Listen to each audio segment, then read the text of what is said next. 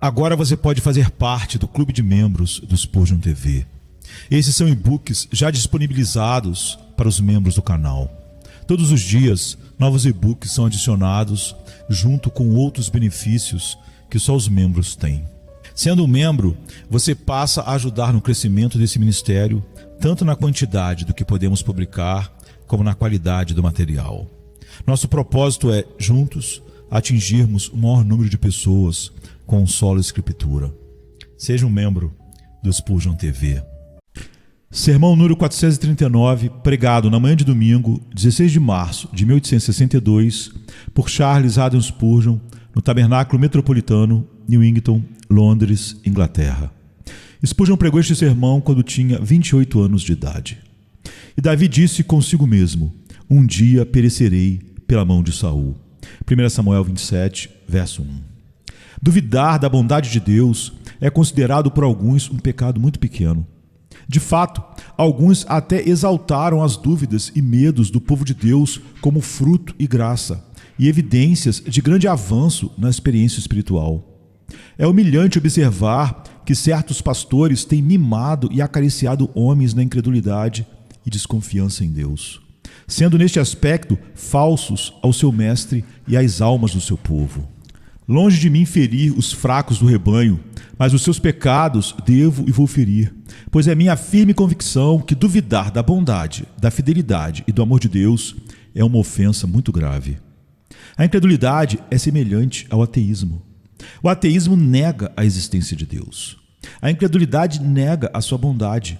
E uma vez que a bondade é essencial a Deus, essas dúvidas, na realidade, atentam contra seu próprio ser. Isso não pode ser um pecado leve, pois faz de Deus um mentiroso. E ainda assim, a incredulidade, de fato, lança suspeitas vis e caluniosas sobre a veracidade do Santo de Israel. Isso não pode ser uma pequena ofensa, pois acusa o Criador do céu e da terra de perjúrio. E ainda assim, se eu desconfio do seu juramento e não acredito na sua promessa, selada com o sangue do seu próprio filho, considero o juramento de Deus indigno da minha confiança. E assim, de fato, acuso o Rei do céu de ser falso ao seu pacto e juramento. E com isso, vivo uma vida de ansiedades. Além disso, como mostrarei esta manhã, a incredulidade em Deus é a fonte de inúmeros pecados. Assim como a nuvem negra é a mãe de muitas gotas de chuva, a sombria incredulidade é a mãe de muitos crimes. E se eu dissesse que a incredulidade concentra o vício de eras em um momento e reúne o veneno de todas as ofensas da raça humana em uma transgressão, não estaria longe da verdade. Mas não usarei palavras fortes na introdução, pois acho que o incidente na história de Davi, ao qual chamarei sua atenção esta manhã, será suficiente para levar você a concordar comigo que a incredulidade é um pecado condenável, que deve ser condenado por todo crente, deve ser combatido, deve, se possível, ser subjugado e certamente deve ser objeto de nosso profundo arrependimento e aversão. Agora, ouçamos Davi, e que seu pecado e tristeza sejam como faróis a nos advertir contra o mal. Davi disse consigo mesmo: um dia perecerei pela mão de Saul. Primeiro, observarei que o que ele disse em seu coração era falso. Em segundo lugar, perguntaremos como ele chegou a pensar assim. E em terceiro lugar, notaremos os males que surgiram de tal pensamento incrédulo e duro. Primeiro, o pensamento do coração de Davi era falso. Ele disse: um dia perecerei pela mão de Saul. Podemos concluir que era falso logo de início, pois certamente não havia nenhuma evidência para prová-lo. Em nenhuma ocasião o Senhor havia abandonado seu servo. Ele foi colocado em posições perigosas muitas vezes, mas não houve um único caso em que a força de Deus não fosse suficiente para ele. As provações às quais ele foi exposto foram variadas. Não assumiram apenas uma forma, mas muitas. E em todos os casos, aquele que enviou a provação também graciosamente ordenou um meio de escape. Davi não podia apontar qualquer entrada em seu diário e dizer: aqui está a prova de que Deus me abandonará.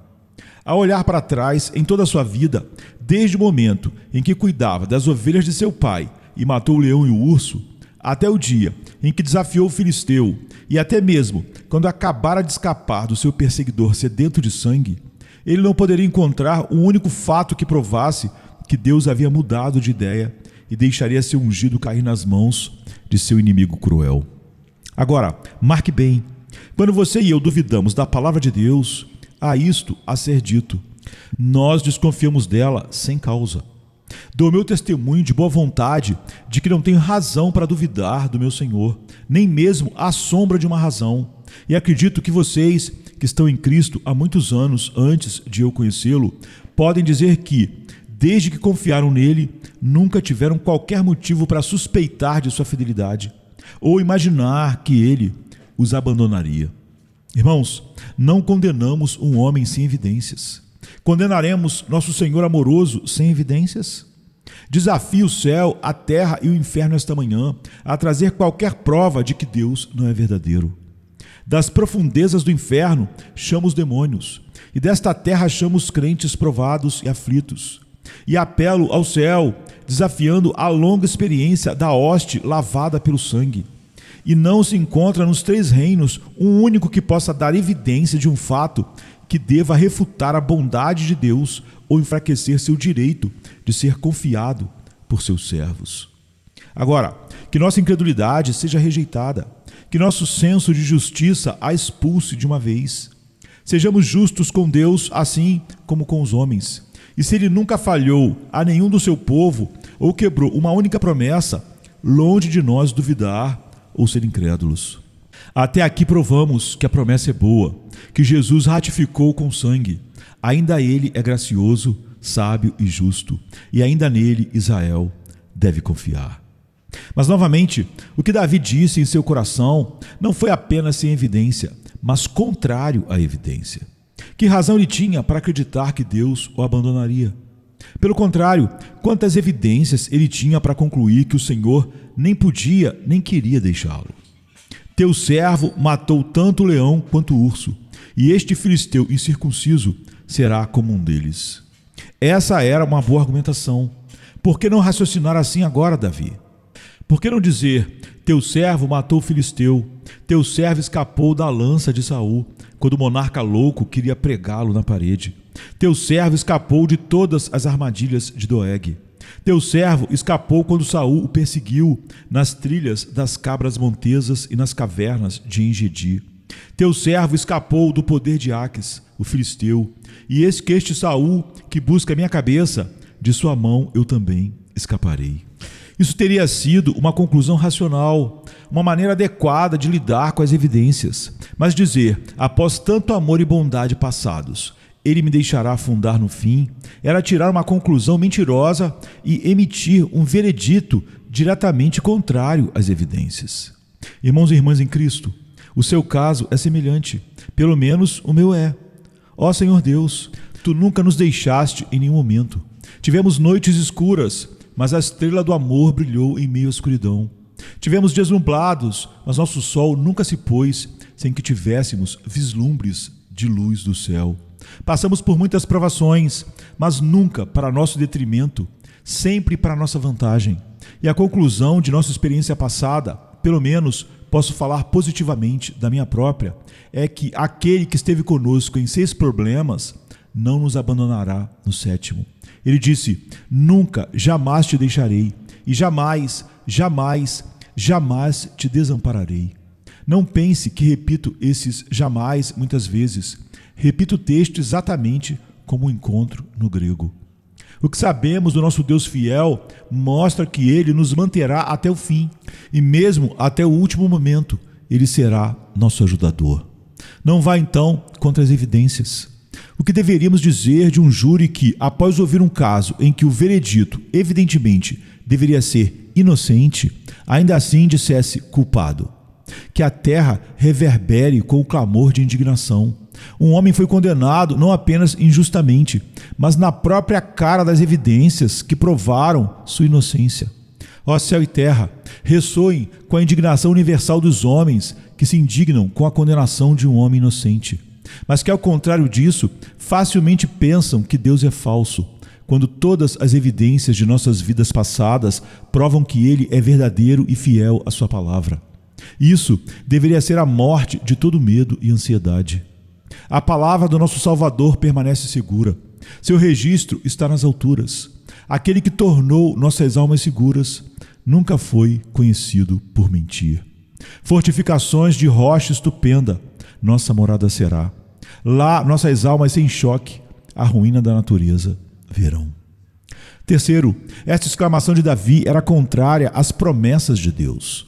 Samuel havia derramado o óleo da unção na cabeça de Davi, o penhor e a promessa de Deus de que Davi seria rei.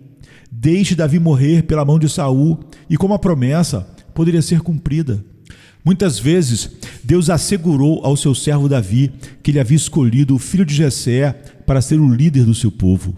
Se ele morrer, como isso pode ser verdade? Portanto, era contrário à promessa de Deus que Davi caísse pela mão de seu inimigo. Cristão, é contrário a todas as promessas deste precioso livro que você se torne a vítima do leão do inferno. Como então poderia ser verdadeiro aquele que disse: pode uma mulher esquecer-se do filho que ainda mama, de modo que não se compadeça do filho do seu ventre? Sim, elas podem se esquecer, mas eu nunca me esquecerei de ti. Qual seria o valor dessa promessa? Os montes se retirarão e as colinas serão removidas, mas a minha bondade não se apartará de ti, nem será removida a aliança da minha paz, diz o Senhor que se compadece de ti. Onde estaria a verdade nas palavras de Cristo? Eu lhes dou a vida eterna e jamais perecerão, ninguém as poderá arrancar da minha mão. Meu Pai que as deu a mim é maior do que todos, ninguém as pode arrancar da mão do meu Pai. Onde estariam as doutrinas da graça? Elas seriam provadas uma mentira se um filho de Deus perecesse. Onde estaria a veracidade de Deus, sua honra, seu poder, sua graça, sua aliança, seu juramento, se qualquer um daquele por quem Cristo morreu e que confiaram nele fosse, no entanto, lançado fora? Por este precioso livro que você acredita ser verdadeiro, a menos que esteja preparado para descartá-lo como uma coisa vil de falsidade, não desconfie do seu Senhor, mas antes diga: o Evangelho sustenta meu espírito. Um Deus fiel e imutável lança o alicerce da minha esperança em juramentos, promessas e sangue. Além disso, esta maligna exclamação de Davi era contrária ao que ele mesmo frequentemente dizia.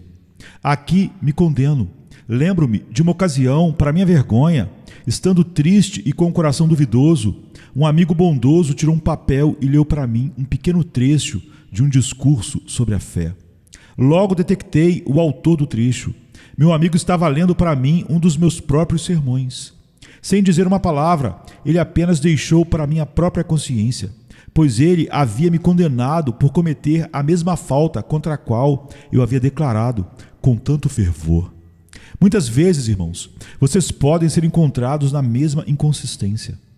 Você disse: eu poderia confiar nele mesmo que a figueira não florescesse, e mesmo que não houvesse rebanhos no campo, nem gado no estábulo. Você condenou a incredulidade de outras pessoas, mas quando isso tocou você, você tremeu. E quando você veio correr com os cavaleiros, eles o cansaram. E nas inundações do Jordão, você ficou perturbado. Assim foi com Davi. Que palavras fortes ele frequentemente disse quando se dirigia a outros. Ele disse de Saul: seu tempo virá para morrer. Não estenderei minha mão e tocarei no ungido do Senhor. Ele se sentia seguro de que o destino de Saul estava selado.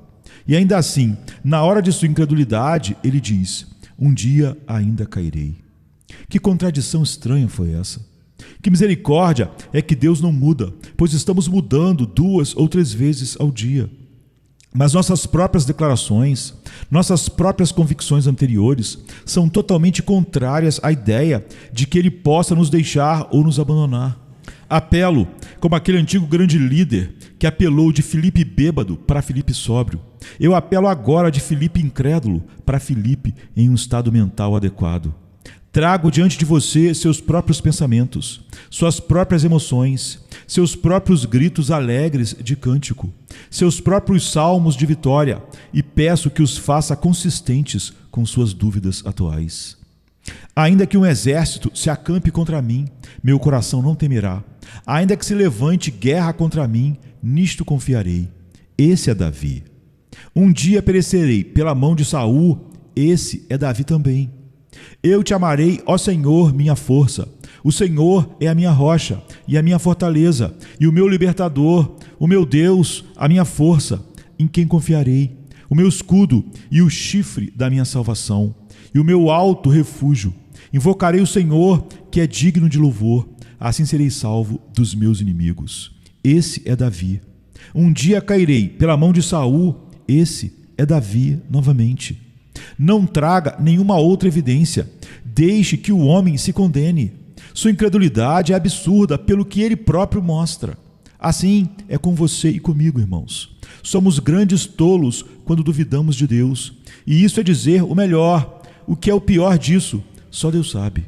Ó Senhor, livra-nos deste grande pecado. Mais uma vez, essa exclamação de Davi era contrária aos fatos. Não me refiro apenas aos fatos que estavam em evidência, mas aos fatos que estavam ocorrendo naquele momento. Onde estava Saul? Saul estava buscando uma bruxa miserável de Endor para trazer Samuel dos mortos. As lanças dos filisteus estavam sendo afiadas para a batalha, e as flechas estavam sendo preparadas na corda que alcançaria o coração do rei de Israel. E ainda assim, aqui está Davi, prestes a alcançar o reino e ver Saul morto, dizendo: um dia ainda cairei pela mão de Saul. Se ele pudesse ler os mistérios, se pudesse entender o que a mão direita de Deus estava fazendo e o que o Eterno planejava para ele, nunca teria lamentado assim em sua incredulidade. Assim é com você e comigo. Você diz: não é assim comigo esta manhã, estou muito abatido. Sim, e Deus está se preparando para te elevar muito alto. Mas meu problema é muito terrível. Sim, e seu braço descoberto é muito poderoso. E ele sabe como livrar seus filhos. Sim, mas eu não vejo.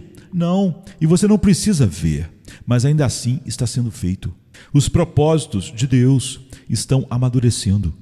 Agora, não o julgue mal, não antecipe o tempo da sua libertação, mas espere pacientemente e espere tranquilamente.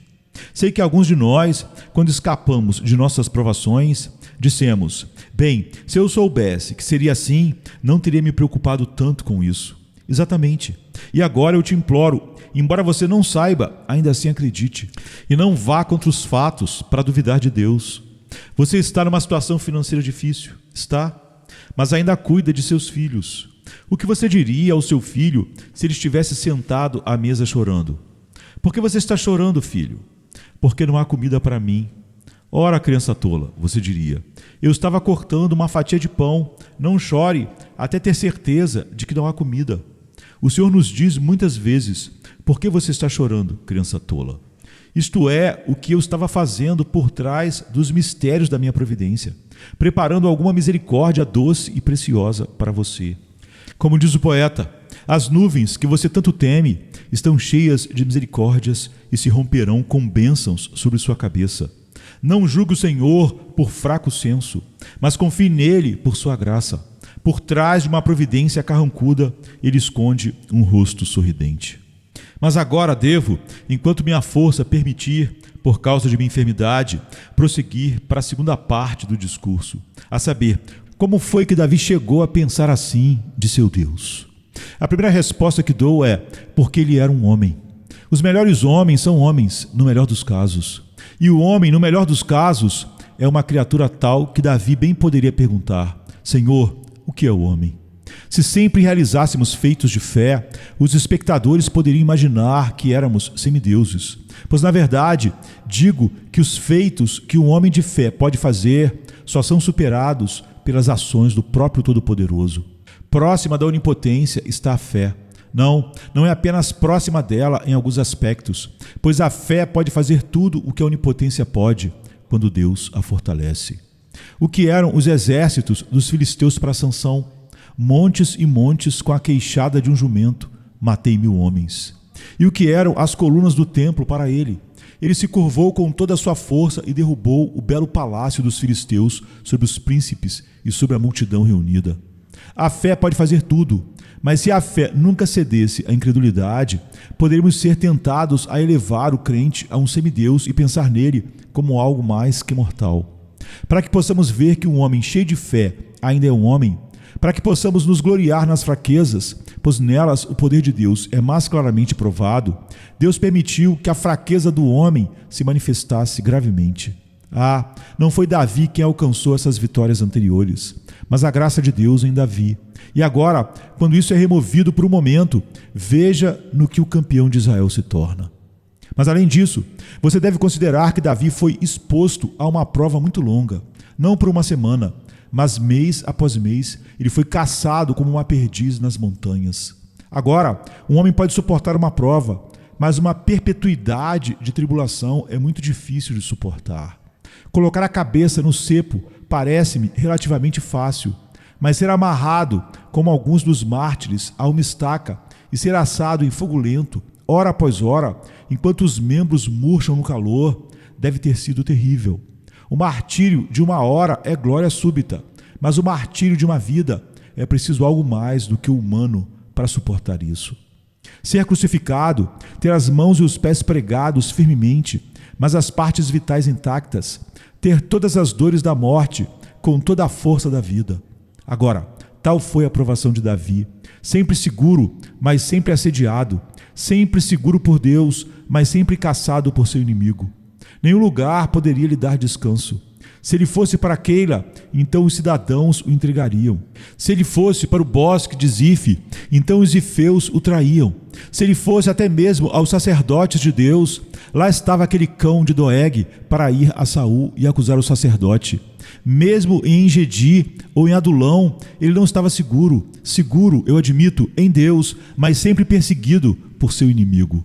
Agora, isso era o suficiente para enlouquecer o homem sábio e fazer o homem fiel duvidar.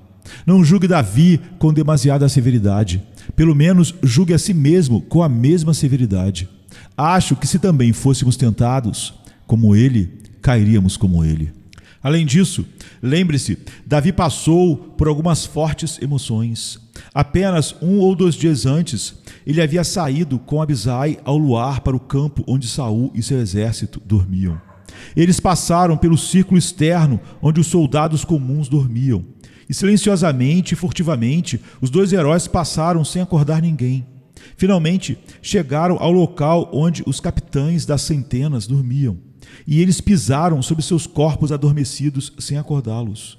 Chegaram ao lugar onde Saul estava deitado, com sua lança cravada na terra ao lado de sua almofada e seu cântaro de água, para que pudesse se refrescar se acordasse durante a noite.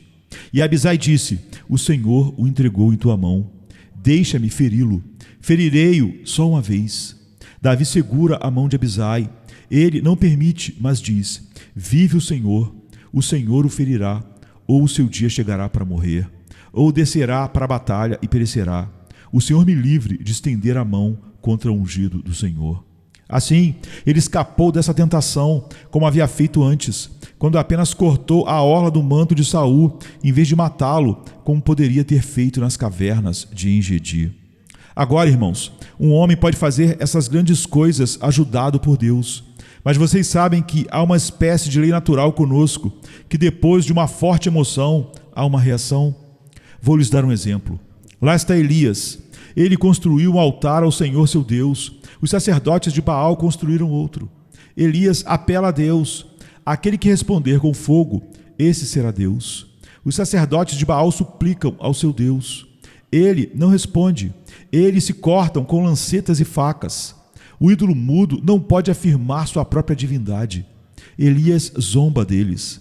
Clamar em alta voz, disse ele, pois ele é Deus, talvez esteja dormindo e precise ser despertado. Assim, com um sarcasmo severo, ele provoca a ira dos sacerdotes de Baal. Nenhuma resposta vem. Agora é a vez de Elias. Ele se ajoelha e levanta as mãos para o céu. A chama desce. Fiquem pasmados, incrédulos. Ela lambe até mesmo a água nas valas, e as 12 pedras consagradas são consumidas e levadas em fumaça ao céu como a chama da oferta queimada. Prendam os profetas de Baal, não deixem escapar nenhum, grita o severo Elias. Ele agarra um deles e o arrasta colina abaixo, e o povo disposto segue, arrastando pelos cabelos da cabeça os falsos sacerdotes até o riacho. E então, arregaçando as mangas, tinge-se o rio com o sangue desses, os inimigos de Deus e os traidores do seu povo, até que o riacho corre vermelho com o sangue fumegante dos sacerdotes de Baal. O que acontecerá depois disso? Quando Elias se afasta de toda essa coragem heróica, porque ele é um homem, haverá uma reação, e eis que ele teme Jezabel, que o caça para matá-lo. Ele clama: deixe-me morrer, não sou melhor que meus pais, e se esconde, até que Deus diz: o que fazes aqui, Elias? Agora, se Elias, o mais forte dos santos dos tempos antigos, sentiu o resultado da fraqueza humana, muito mais poderíamos esperar isso de Davi. Então, mais uma vez digo, não devemos julgá-lo com muita severidade, a menos que estejamos preparados para usar a mesma medida com nós mesmos. Mas havia outra razão, pois não devemos desculpar Davi. Ele pecou, e não apenas por fraqueza, mas por maldade de coração. Parece-nos que Davi havia restringido a oração. Em todas as outras ações de Davi, você encontra alguma dica de que ele pediu conselho ao Senhor. Ele diz a Abiatar: traga aqui o éfode. E ele não inicia nenhuma empreitada sem antes perguntar a Urim e Tumim qual era a vontade de Deus. Mas desta vez, com quem ele conversou? Ora, com a coisa mais enganosa que ele poderia ter encontrado, com seu próprio coração. Pois o coração é mais enganoso que qualquer outra coisa e desesperadamente corrupto. Não vejo que ele mencionou isso ao sacerdote de Deus. Não fez disso um assunto de oração. Ele não ousou orar quando tomou essa decisão por si mesmo. Não, ele agiu por conta própria. E um homem logo descobrirá que sua cabeça está cheia de ideias tolas quando ele decide sem apelar a Deus. Tendo restringido a oração, ele fez o ato tolo, esqueceu seu Deus, olhou apenas para seu inimigo, e não é de se admirar que, quando viu a força e o poder do monarca cruel e a persistência de sua perseguição, disse: um dia cairei diante dele. Irmãos e irmãs, vocês gostariam de chocar o ovo da incredulidade até que ele se transforme em uma serpente? Restringam a oração. Vocês gostariam de ver os males ampliados e as misericórdias diminuídas? Gostariam de encontrar suas tribulações aumentadas 7 vezes e sua fé diminuída na mesma proporção? Restringam a oração. Digo a vocês neste dia, se negligenciarem seu quarto de oração, todos os problemas que já tiveram não serão nada comparados ao que ainda virá sobre vocês. O dedinho de suas dúvidas futuras será mais grosso do que os lombos de sua angústia mental presente. Vocês saberão o que um homem pode fazer quando abandona seu Deus, e descobrirão na amargura de sua alma quão má é a coisa de abandonar a fonte viva e cavar para si cisternas rachadas que não podem reter a água. Assim, acho que abri bem as causas da incredulidade de Davi. Algumas delas se aplicam ao seu caso, meu irmão. Minha irmã, você pode encontrar alguma parte aqui. Bem, se descobrir a causa, lembre-se de que o remédio está em algum lugar perto dela. Se um quarto de oração esquecido fará você chorar, um quarto de oração frequentado fará você sorrir. Se a excitação da alegria foi seguida pela depressão, essa própria excitação, se você a buscar novamente, será a melhor cura. Até que sua mente, fortalecida para suportar essas excitações abençoadas, seja suavemente fortalecida para a bem-aventurança do céu. E na terra, você seja capaz de desfrutar do céu que alguns dos santos conheceram antes de atravessarem o rio da morte. Mas devo apressar-me, pois minha voz falhando me diz que devo concluir em breve. Mas não antes de tratarmos brevemente do terceiro ponto. Quais foram os maus efeitos da incredulidade de Davi? Acho que esse foi um dos pecados aos quais Davi se referiu quando pediu a Deus para perdoar os pecados de sua juventude e suas transgressões passadas. Temos olhado tantas vezes para o seu pecado com Betsabá que temos tendido a pensar que ele não teve outros defeitos. No entanto, deve-se dizer, a vida de Davi por alguns meses após essa exclamação foi triste e gostaria que pudesse ser apagada. Foi realmente triste, mas falaremos dessas questões em detalhes, embora brevemente. O que sua incredulidade o fez fazer primeiro? fez com que ele cometesse um ato tolo, o mesmo ato tolo que ele já havia lamentado uma vez. Agora, dizemos que uma criança queimada teme o fogo, mas Davi foi queimado e ainda assim, em sua incredulidade, coloca a mão no mesmo fogo novamente. Ele foi uma vez a Aques, rei de Gate, e os filisteus disseram: este é aquele Davi de quem disseram: Saul matou seus milhares e Davi seus 10 milhares. E Davi teve muito medo e se fingiu de louco na presença deles, riscando os portões e deixando escorrer saliva pela barba. O que para os orientais era o sinal mais seguro de que estava louco se desprezasse sua barba. E eles o expulsaram, pois Aques disse: por que trouxeram este homem a mim? Acaso estou precisando de loucos, para que tenham trazido este para agir como louco diante de mim? Há de entrar este na minha casa? Agora ele vai ao mesmo Aques novamente. Sim, e veja, meus irmãos, embora vocês e eu conheçamos a amargura do pecado, ainda assim, se formos deixados à nossa própria incredulidade, cairemos no mesmo pecado novamente. Eu sei que dissemos: não, nunca, nunca. Eu sei por experiência o quão terrível é isso. Sua experiência não vale nada para você sem as contínuas restrições da graça. Se sua fé falhar, tudo mais desmorona com ela. E você, crente de cabelos grisalhos, será tão tolo quanto um garoto, se Deus te deixar sozinho. Na verdade, devo dizer, reverenciando como faço a cabeça grisalha, que de todos os tolos do mundo, os velhos tolos são os piores. Tem visto mais quedas entre cristãos idosos do que entre qualquer outro tipo, até que alguém tenha se acostumado a orar: Senhor, salva aqueles que estão nos caminhos escorregadios da velhice. Tem dito frequentemente que não há exemplo bíblico de um jovem caindo em qualquer pecado grave e grosseiro. Todos os exemplos bíblicos são exatamente o oposto. E acho que posso dizer, como pastor desta igreja, que os casos mais tristes de excomunhão que já tivemos foram sobre homens com alguns cabelos grisalhos na cabeça, ou pais de família, muito mais frequentemente do que sobre os jovens. A razão, penso eu, é que muitas vezes o santo idoso começa a confiar em suas experiências passadas. E se o fizer, está tudo acabado para ele. Pois somos tão tolos depois de 70 anos de educação espiritual como éramos quando entramos na escola pela primeira vez, se o Senhor nos deixar a nós mesmos. Nós realmente crescemos, aprendemos, o Senhor estando conosco. Mas se somos deixados, não somos mais fortes depois de termos sido estabelecidos na fé do que éramos antes.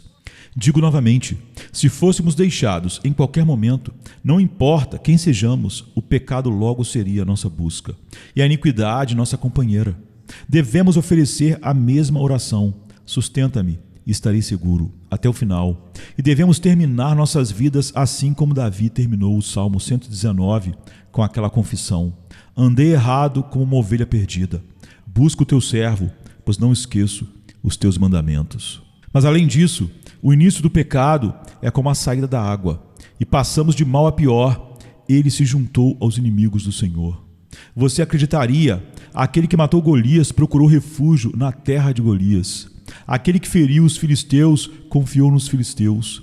Não só isso, ele que foi o campeão de Israel torna-se o mordomo de Aques, pois Aques disse: portanto, te farei guarda da minha cabeça para sempre. E Davi tornou-se assim o capitão da guarda pessoal do rei da Filistia, e ajudou a preservar a vida de alguém que era inimigo do Israel de Deus. Se duvidarmos de Deus, logo seremos contados entre os inimigos de Deus. A inconsistência nos levará para as fileiras dos seus inimigos, e eles dirão: o que esses hebreus estão fazendo aqui? E a pergunta será passada de homem para homem. Não é este Davi de quem disseram: Saul matou os seus milhares, mas Davi seus 10 milhares? O que Davi está fazendo aqui? Irmão, se o orgulho precede a destruição e o espírito altivo a queda, eu posso, sem distorcer as Escrituras, dizer: a incredulidade precede a destruição e o espírito duvidoso a queda. Pois assim é, a alegria do Senhor é a vossa força. O justo viverá pela fé, mas se alguém retroceder, a minha alma não terá prazer nele. As duas sentenças colocadas juntas, como se a falha da nossa fé certamente levasse a um retrocesso, ao pecado. Tenha paciência comigo, enquanto noto mais uma vez que não apenas Davi foi contado entre os inimigos de Deus, mas que ele realmente entrou em pecado aberto. Você lerá este capítulo e o próximo e o seguinte à vontade, e você talvez tenha tempo esta tarde. Isso o impedirá de falar sobre ministros e sobre muitas outras coisas que é melhor deixar de lado nas tardes de domingo, pois normalmente o ministro, o pastor, é a fofoca geral da tarde de domingo. Você já ouviu o senhor fulano e o senhor cicrano? Os ministros sendo considerados um assunto útil para os domingos, isto é, criticá-los. No entanto, se em vez disso você ler esses capítulos, será beneficiado. Davi fez duas coisas muito erradas. Ele agiu como mentiroso e enganador. Palavras duras, você dirá, para usar sobre Davi, mas não são muito duras. Ele saiu e matou os Gesuritas e várias outras tribos, e fez isso com frequência. Quando voltou, Aques perguntou onde ele havia estado, e ele disse que tinha ido ao sul de Judá. Isto é, fez Aques acreditar que suas incursões eram contra seu próprio povo, em vez de serem contra os aliados da Filistia. Ele manteve isso por um longo tempo. Então, como um pecado nunca vai sem um companheiro, pois os cães do diabo sempre caçam em duplas, ele foi culpado de derramamento de sangue, pois em qualquer cidade que entrasse, matava todos os habitantes, não poupava homem, mulher ou criança, para que ninguém contasse ao rei da Filistia onde ele tinha estado. Assim, um pecado o levou a outro. E esta é uma parte muito triste da vida de Davi. Aquele que crê em Deus e age com fé, age com dignidade, e outros homens se curvam diante dele e o reverenciam. Mas aquele que não crê em seu Deus e começa a agir com sua própria sabedoria carnal, logo será isso, e aquilo, e o outro, e o inimigo dirá: ah, assim queríamos vê-lo. Enquanto os piedosos dirão: como caíram os valentes, como foi entregue o homem forte ao seu adversário. Que o Espírito Santo de Deus preserve nossa fé em Deus nosso Pai e no Senhor Jesus Cristo, para que possamos ser preservados e sem mácula até o dia de sua vinda. Além disso, não só Davi foi culpado de tudo isso, mas ele estava à beira de ser culpado de um pecado ainda maior, de atos abertos de guerra contra o povo do Senhor. Pois Davi, tendo se tornado amigo de Aques, quando Aques foi para a batalha contra Israel, disse-lhe: sabe certamente que tu e teus homens sairão comigo à batalha. E Davi professou sua disposição de ir. Acreditamos que foi apenas uma disposição fingida, mas então, você vê, o condenamos novamente por falsidade. O dia chega em que uma batalha decisiva deve ser travada, e os senhores dos filisteus seguem à frente de Aques. Onde está Davi? Davi está com o rei Aques na retaguarda, pois o rei o tinha feito capitão de sua guarda pessoal. Ele foi assim elevado a uma posição muito alta, companheiro de Aques à sua direita, comandante dos homens que deveriam proteger o rei em caso de perigo. Agora, lá está Davi, e ele está indo contra seu próprio povo, para lutar contra seu próprio rei, para fazer mal à própria terra escolhida de Deus. É verdade que Deus interveio e impediu isso, mas isso não foi mérito de Davi. Pois você sabe, irmãos, somos culpados de um pecado, mesmo que não o cometemos, se estivermos dispostos a cometê-lo. E assim foi nesse caso. Não, sentimos muito em dizer, mesmo quando os senhores dos filisteus intervieram e disseram: faça este homem retornar, para que ele volte ao lugar que você designou para ele, e não deixe que ele desça conosco à batalha, para que na batalha ele não se torne nosso adversário. E Davi disse a Aques: mas o que fiz? E o que você encontrou em seu servo durante todo o tempo que estive com você até hoje, para que eu não possa lutar contra os inimigos do meu senhor, ó rei? Ainda professando uma espécie de relutância em partir, enquanto Deus sabe que ele estava muito feliz em sair de uma missão tão má. Que misericórdia é termos alguns inimigos, pois Deus muitas vezes faz de nossos inimigos nossos melhores amigos. Não lembro quem foi, mas acho que foi o velho bispo Hall em suas meditações que disse: quando o povo do Senhor tem um câncer mortal, há muitos de seus amigos que são muito dedicados para usar o bisturi, mas seus inimigos o farão por despeito, e então eles serão curados, pois muitas vezes o Senhor permite que nossos inimigos nos perfurem em alguma ferida que teria se agravado e nos destruído, se não fosse que sua ferida cruel se torne vida para nós, a partir da morte. Assim, esses senhores dos filisteus foram os melhores amigos de Davi. Para concluir, o último efeito do pecado de Davi, e aqui abençoado seja, chegou ao fim. Foi este que o levou a uma grande provação. Deixe-me contar a história brevemente e terminarei. Enquanto Davi estava longe com o rei Aques, os amalequitas invadiram o sul e atacaram Ziglag, que era a cidade de Davi. Por alguma razão, não mataram nenhum dos habitantes, mas levaram todos os homens, os poucos que restaram, as mulheres e crianças. Todos os bens domésticos e tesouros, levaram tudo. E quando Davi voltou a Ziglag, encontrou apenas paredes nuas e casas vazias. E Ainoã e Abigail, suas duas esposas, haviam sido levadas, e todos os homens valentes que estavam com ele haviam perdido suas esposas e filhos. E assim que viram isso, levantaram suas vozes e choraram. Não era que tivesse perdido seu ouro e prata, mas perderam tudo. Aquele bando exilado havia perdido sua própria carne e sangue, as parceiras de suas vidas. Então eles se revoltaram contra seu capitão e disseram: vamos apedrejar Davi. E aqui está Davi, um mendigo sem dinheiro, um líder abandonado por seus próprios homens, provavelmente suspeito por eles de ter traído a cidade ao inimigo. E então está escrito, e ó, quão abençoada é essa linha. E Davi se reanimou no Senhor seu Deus. Ah, agora Davi está certo. Agora ele voltou ao seu encoradouro adequado. Abençoadas aflições que o levam de volta ao lugar onde deveria ter estado o tempo todo. Pecado e sofrimento andam juntos. O Filho de Deus não pode pecar impunemente. Outros homens podem. Vocês que não temem a Deus podem ir e pecar à vontade e muitas vezes encontrar muito poucos problemas neste mundo como consequência disso. Mas um filho de Deus não pode fazer isso. Somente a vocês conheci de todas as famílias da terra. Portanto, vou punir vocês por todas as suas iniquidades. E assim, Davi recebeu a vara mais severamente do que nunca antes, porque ele duvidou de seu Deus. Ah, e o que somos nós? Muitos de nós cremos em Cristo, mas o que somos se Deus nos deixar? Vamos nos unir de coração à oração. Senhor, aumenta a nossa fé, sustenta-nos e estaremos seguros. Quanto a vocês que não têm fé em Cristo, esta última palavra. Se a incredulidade temporária é tão terrível, o que deve ser a incredulidade habitual? Quem não crê será condenado. Quem não crê já está condenado porque não creu. Que Deus ajude você, incrédulo, a confiar em Jesus. É vida para você, será vida para você neste mundo e no mundo vindouro.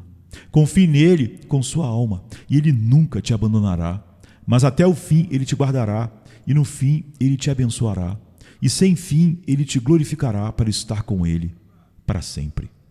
Que o Senhor abençoe as palavras que proferimos e nos faça fiéis por amor de Jesus. Amém. Como diz o hino, é Jesus quem fala, o amigo dos pecadores, santo desanimado. Hoje, levanta a cabeça, não se abaixe, mas cante seus medos. Porque você, como a rolinha, se lamenta. Lance todos os seus cuidados em mim. Minha graça é suficiente. Acredite, em todo estado, para você. Para protegê-lo de 10.000 males e garantir sua posição.